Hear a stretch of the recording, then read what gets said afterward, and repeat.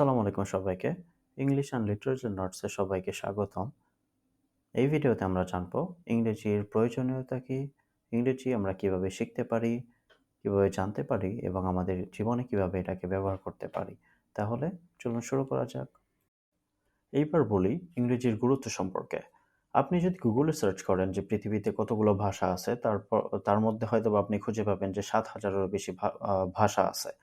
এর মধ্যে ইংরেজি অন্যতম বহুল ব্যবহৃত একটি ভাষা, যেখানে আপনি যেখানেই যান না কেন, যাই করেন না কেন, ইংরেজি আপনার দরকার পড়বেই।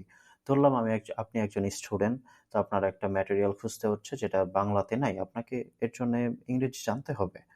আপনি ধরলাম কোনো জব সিকার, তো আপনার বস বিদেশী কিংবা আপনার এখনো যা কিছুই আমরা করি না কেন, আমরা কোনো আ ইমেইল করছি, আমরা যেকোনো কাজ করি না কেন, সেখানে আমাদের ইংরেজি অনেক বেশি দরকার পড়বে। আমি ধরলাম আপনি একজন মুভি লাভার অর ড্রামা লাভার। তো আপনি কোনো কোরিয়ান সিরিয়াল দেখতে চাচ্ছেন। এমন একটা সময় আপনার সেখানে কোনো বাংলা সাবটাইটেলস নাই। তো আপনি যেহেতু কোরিয়ান জানেন না, আপনি ইংলিশ সাবটাইটেলস দিয়েও সেটা দেখতে পারবেন, যদি কিনা আপনি ইংলিশ জানেন।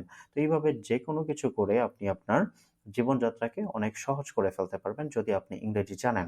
এরপর আপনি যদি ট্রাভেল করতে পছন্দ করেন, বিভিন্ন দেশে ঘুরতে চান, তো আপনার পক্ষে সম্ভব না যে সব দেশের ভাষা শেখা। এই কারণে আপনি যদি ইংলিশ জানেন, যেমন আপনি যদি আমাদের পাশের দেশ ভারতেই ঘুরতে যান, সেখানে অনেক স্টেট আছে। সব স্টেটের ভাষা আপনার পক্ষে জানা সম্ভব না। এই কারণে যদি আপনি ইংলিশ জানেন, তাহলে আপনি অনেক ইজিলি তাদের সাথে কমিউনিকেট করতে পারবেন। হয়তোবা আপনি সবার সাথে কমিউনিকেট করতে পারবেন না, কিন্তু ওইখানে এমন কিছু মানুষ আপনি পাবেন যারা ইংলিশ জানে। এর ফলে আপনার জীবনযাত্রার মান অনেক বেশি সহজ হয়ে যাবে। তো ইংরেজির কতটুকু গুরুত্ব সেটা বলার অপেক্ষা রাখে না। আশা করি আপনারা সবাই এই ব্যাপারটা জানেন। তো এরপরে আমরা চলে যাই যে কি করে আমরা এটা শিখতে পারি। সবার আগে আমাদেরকে একটা মিশন ঠিক করতে হবে যে আমরা ইংরেজিটা কেন শিখতে চাচ্ছি, কতদিনের মধ্যে শিখতে চাচ্ছি এবং কতটুকু জানতে চাচ্ছি।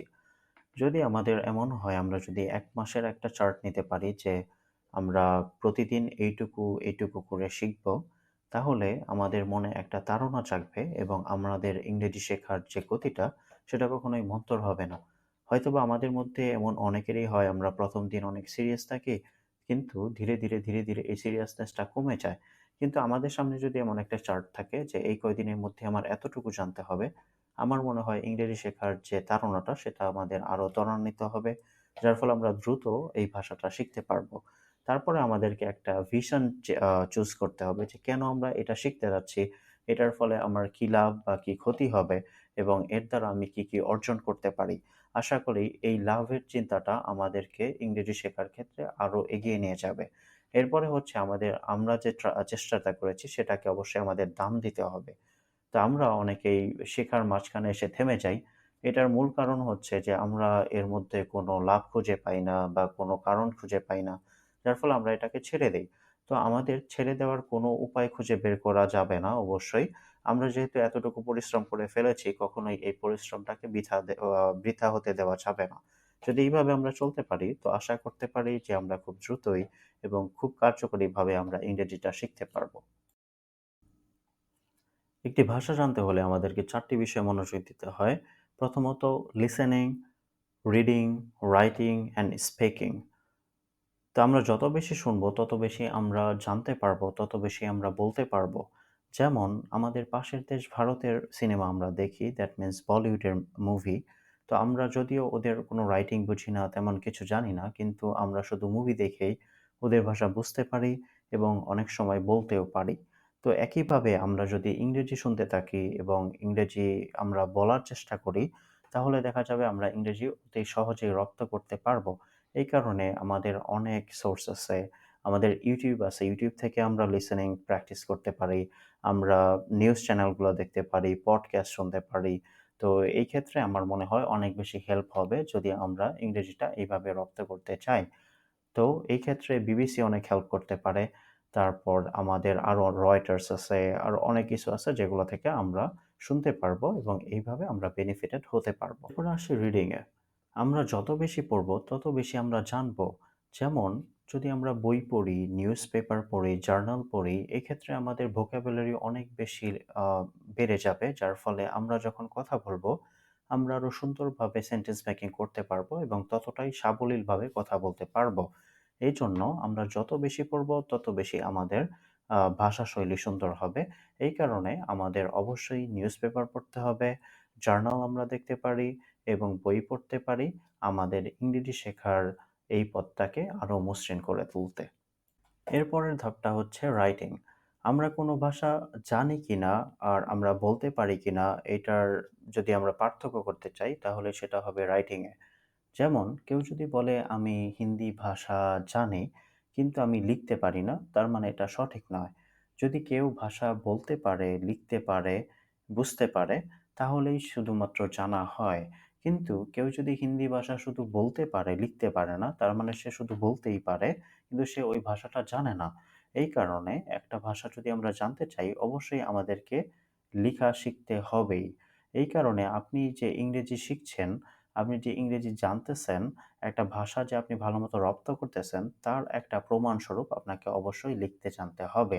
এই কারণে আপনি যাই জানেন না কেন, আপনি নিজে, নিজে লেখার চেষ্টা করুন এবং এইভাবে আপনি আপনার স্কিলটাকে ডেভেলপ করতে পারেন এবং আরও সহজভাবে আপনি ইংলিশকে আরও দ্রুত নিজের মধ্যে আয়ত্ত করে নিতে পারেন। সবশেষের ধাপটা হচ্ছে স্পিকিং।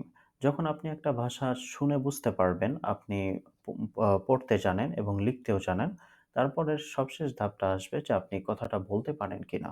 এক্ষেত্রে আমাদের সবচাইতে বেশি প্রবলেম হয়, আমরা অনেকে ইংরেজি শুনে অনেক ভালো বুঝতে পারি, আমরা অনেক সুন্দর পড়তেও পারি, লিখতেও জানি, কিন্তু আমরা কথা বলতে গেলে দ্বিধাদ্বন্দ্বের শিকার হই। কেননা আমাদের চারপাশে যে পরিবেশ সেখানে ইংরেজি আমরা তেমন বলি না, কথা বলতে গেলেও হয়তোবা আমরা দ্বিধাদ্বন্দ্বে থাকি যে আমরা ভুল করছি কিনা এবং অনেক সময় ক্ষেত্র বিশেষে আমরা দ্বিধাদ্বন্দ্বের শিকার হই এবং বিদ্রূপেরও শিকার হই। এই থেকে পরিত্রাণের জন্য আপনি বিভিন্ন ওয়েবসাইট আছে যেখানে আপনি নিজেকে জাজ করতে পারেন। বিভিন্ন অ্যাপস আপনি পাবেন যেখানে আপনি আরেকজনের সাথে কথা বলতে পারবেন। এছাড়া আপনার অর্গানাইজেশনে ডেফিনিটলি কোনো না কোনো ক্লাব আছে। আপনি একটু খোঁজ নিলেই হয়তোবা জানতে পারবেন। এরপরে এইভাবে আমরা আমাদেরকে নিজেদেরকে এই দ্বিধাদ্বন্দ্ব কাটিয়ে উঠতে পারি। এরপরে আরেকটা ভালো পরামর্শ হতে পারে যে আপনি মিররের সামনে গিয়ে নিজে, নিজে কথা বলতে পারেন এবং আপনার ভুল ত্রুটিগুলো আপনি নিজেই জানতে পারেন। তা সম্ভব না হলে আপনি আপনার ফোনে আপনার অডিও রেকর্ড করে আপনার ভুলগুলো নিজে, নিজে যাচাই করতে পারবেন। এইভাবে যদি আপনি একটা চার্ট বানিয়ে ফেলেন এবং ১ম দিনের সাথে আপনার ৩০তম দিনের পার্থক্য করেন, তাহলে দেখবেন আপনার মধ্যে অনেক ইমপ্রুভমেন্ট এসেছে। আশা করি এইভাবে ট্রাই করলে আমরা খুব দ্রুত এবং কার্যকরীভাবেই ইংরেজিটা আয়ত্ত করতে পারবো। ডাস্টিন লিন্সের একটা বিখ্যাত উক্তি আছে, hard work always pays off, whatever you do. তার মানে হলো কঠোর পরিশ্রম সবসময় তার প্রতিদান পায়, আপনি যাই করেন না কেন। তো আপনি কতটা ডেডিকেশনের সাথে ইংরেজিটা শিখতে চাচ্ছেন, সেটা আপনার উপরে ডিপেন্ড করবে। আপনার চেষ্টার উপরেই আপনার ইংলিশের লেভেলটা ডিপেন্ড করবে। আপনি হয়তোবা এখন স্টুডেন্ট, আপনার আগামীতে ইংলিশ লাগবে। তো আপনি যেভাবে চেষ্টা করতেছেন, সেভাবেই আপনার প্রতিদান আপনি পাবেন। আপনি যদি কোনো ইন্টারন্যাশনাল এক্সামের স্টুডেন্ট হয়ে থাকেন, যেমন IELTS, TOEFL, GRE, তাহলে আপনি যেভাবে চেষ্টা করছেন তার উপরেই আপনার স্কোরটা ডিপেন্ড করবে। কাজেই আমাদের কোনোভাবেই পরিশ্রমটাকে কমানো যাবে না। আমরা যত বেশি পরিশ্রম করব, আশা করা যায় আমরা ততটাই সাফল্যমণ্ডিত হতে পারব। আমরা তখন কিভাবে ইংরেজি জানবো, শিখবো এবং আমাদের জীবনে ব্যবহার করব সে সম্পর্কে জানলাম। আপনাদের যদি এই ভিডিওতে কোনো প্রকার কনফিউশন থেকে থাকে তাহলে অবশ্যই কমেন্ট বক্সে লিখতে ভুলবেন না এবং এরকম আরও ভিডিও পেতে আমাদের চ্যানেলটিকে সাবস্ক্রাইব করবেন এবং যদি এই ভিডিওটা ভালো লেগে থাকে এবং কোনো প্রকার উপকারে এসে থাকে তাহলে আপনার প্রিয়জনের সাথে শেয়ার করতেও ভুলবেন না। আশা করি আমরা সবাই নিষ্ঠার সাথে চেষ্টা করার মাধ্যমে ইংরেজিটা অনেক সহজে রপ্ত করতে পারবো। এই কারণে আমরা আপনাদের সাপোর্ট চাইবো এবং খুব দ্রুতই আপনাদের সাথে আবার দেখা হবে। সেই পর্যন্ত নিজের যত্ন নেবেন, ভালো থাকবেন।